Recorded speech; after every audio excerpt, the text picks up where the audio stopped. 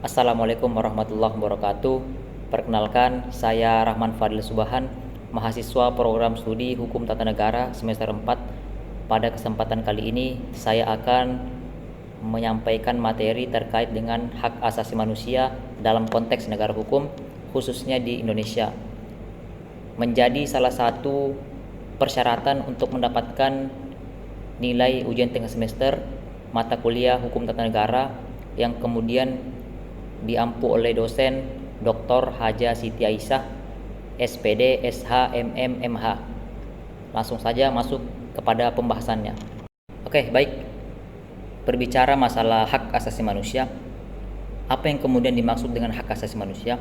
Menurut Undang-Undang Nomor 39 Tahun 1999, hak asasi manusia adalah seperangkat hak yang melekat pada hakikat dan keberadaan setiap manusia sebagai makhluk Tuhan Yang Maha Esa dan merupakan anugerahnya yang wajib dihormati, dijunjung tinggi, dan dilindungi oleh negara hukum, pemerintahan, dan setiap orang demi kehormatan serta perlindungan harkat dan martabat manusia. Berbicara masalah Indonesia, bahwa negara Indonesia adalah negara hukum. Ini sudah sangat jelas ditegaskan di dalam pasal 1 ayat 3 Undang-Undang Dasar 1945 yang menyatakan bahwa negara Indonesia adalah negara hukum. Maka kemudian menurut Julius Stahl bahwa dalam konsep negara hukum ada 4 elemen penting yang tercangkup di dalamnya. Yang pertama, adanya perlindungan terhadap hak asasi manusia. Kalau kemudian kita melihat negara Indonesia hari ini, sudah sangat jelas di dalam Undang-Undang Dasar 1945 pasal 28A sampai dengan pasal 28J. Itu bagaimana kemudian pemerintah berkomitmen untuk menjaga dan menghormati yang namanya hak asasi manusia. Lebih spesifiknya, pasal 28A itu menjelaskan bahwa setiap orang berhak untuk hidup serta berhak mempertahankan hidupnya dan kehidupannya. Di dalam pasal 28C ayat 1, setiap orang wajib menghormati hak asasi manusia orang lain dalam tertib kehidupan bermasyarakat, berbangsa, dan bernegara. Kemudian yang kedua adalah adanya pembagian kekuasaan atau tres politika. Hari ini Indonesia memiliki lembaga-lembaga dalam pembagian kekuasaan. Adanya eksekutif, legislatif, dan yudikatif yang kemudian memiliki tugas dan tanggung jawabnya masing-masing. Kemudian yang ketiga, adanya pemerintahan berdasarkan undang-undang. Hari ini pemerintah dalam menjalankan roda pemerintahannya itu kemudian diatur di dalam undang-undang. Tidak boleh kemudian pemerintah menjalankan roda pemerintahannya ini bertabrakan atau melenceng daripada undang dasar. Kemudian yang keempat, adanya peradilan tata usaha negara.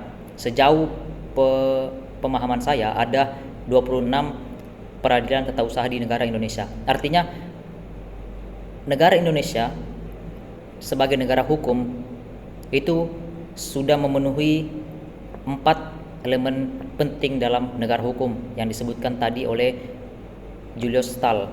Adanya perlindungan terhadap HAM, kemudian adanya pembagian kekuasaan, kemudian adanya peradilan tata usaha negara, kemudian yang ketiga adanya pemerintahan berdasarkan undang-undang. Selanjutnya, bahwa hak asasi manusia ini adalah bagian penting dalam sebuah negara yang menganut sistem demokrasi. Negara Indonesia kan hari ini menganut sistem demokrasi, maka kemudian HAM ini menjadi bagian yang paling penting karena memiliki keterkaitan satu sama lain antara HAM dan demokrasi. Bahwa indikator maju mundurnya demokrasi itu ditandai dengan bagaimana kemudian negara itu bisa menghormati dan menjunjung tinggi yang namanya hak asasi manusia. Hari ini kalau kita melihat bahwa indeks demokrasi di Indonesia itu menurun berdasarkan data Economist Intelligence Unit. Berdasarkan data Economic Intelligence Unit, negara Indonesia perolehan skornya 6,53 dan ini 6,53 ini masuk pada kategori demokrasi cacat. Ini menjadi bagi saya, ini menjadi lampu kuning atau warning bagi pemerintah untuk bagaimana kemudian pemerintah ke depannya berkomitmen untuk menjaga menghormati dan menjunjung tinggi yang namanya hak asasi manusia. Kemudian poin yang terakhir yang saya ingin bahas adalah mengenai penegakan HAM di Indonesia. Bagi saya pribadi, bahwa pemerintah hari ini belum menunjukkan keseriusannya dalam menangani hak asasi manusia di Indonesia. Hari ini pemerintah Indonesia mengakui ada 12 pelanggaran HAM berat masa lalu. Ada Trisakti, tragedi Semanggi 1, Semanggi 2, kemudian penembakan orang misterius Petrus, kemudian ada penculikan orang secara paksa. Itulah kemudian pelanggaran-pelanggaran HAM berat masa lalu yang kemudian hari ini pemerintah mengakui ada pelanggaran tersebut dan kemudian berkomitmen untuk menuntaskan pelanggaran HAM tersebut, mengusut tuntas kasus pelanggaran HAM tersebut dan memenuhi hak-hak daripada keluarga korban. Tapi bagi saya hari ini pemerintah belum menunjukkan langkah konkretnya, belum menunjukkan keseriusannya dalam menangani pelanggaran HAM berat tersebut.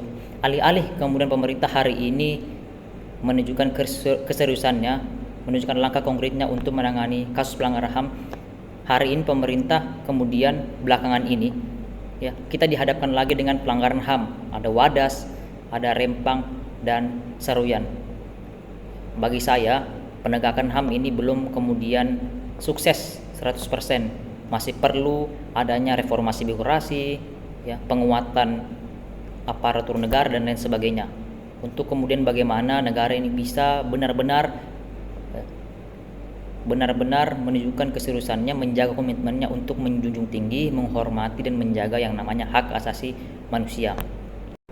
Oke, terakhir di sini saya mengajak kepada seluruh teman-teman yang mungkin masih bingung untuk memilih kuliah di perguruan tinggi mana, maka saya mengajak teman-teman untuk bergabung bersama kami menjadi keluarga besar Civitas Akademika Universitas Islam Negeri Sultan Haji Muhammad Idris Samarinda, khususnya di Fakultas Syariah, Program Studi Hukum Tata Negara.